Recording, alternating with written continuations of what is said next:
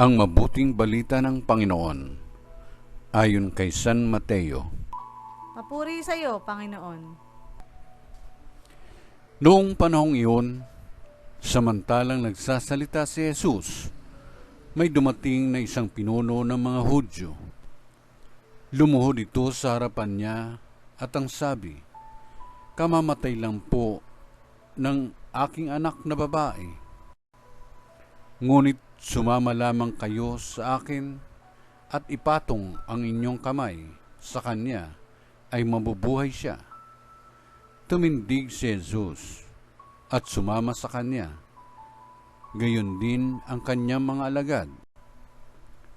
Sumunod din ang isang babaeng may 12 taon nang dinudugo. Lumapit ito sa likuran ni Jesus at hinipo ang laylayan ng kanyang damit, sapagkat sinabi niya sa sarili, "Mahipo ko lang ang kanyang damit ay gagaling na ako." Bumaling si Jesus at pagkakita sa kanya'y sinabi, "Anak, lakasan mo ang iyong loob. Pinagaling ka ng inyong pananalig." Noon di gumaling ang babae. Nang dumating si Jesus sa bahay ng pinuno, nakita niya ang mga manunugtog ng plota at ang maraming taong nagkakaingay. Sinabi niya, "Magsilabas kayo.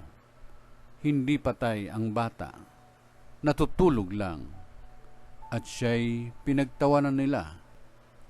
Ngunit nang mapalabas na ang mga tao, pumasok siya, hinawakan sa kamay ang bata at ito'y nagbangon.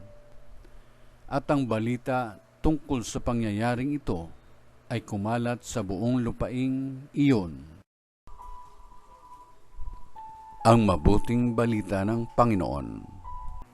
Pinupuri ka namin, Panginoong Jesucristo.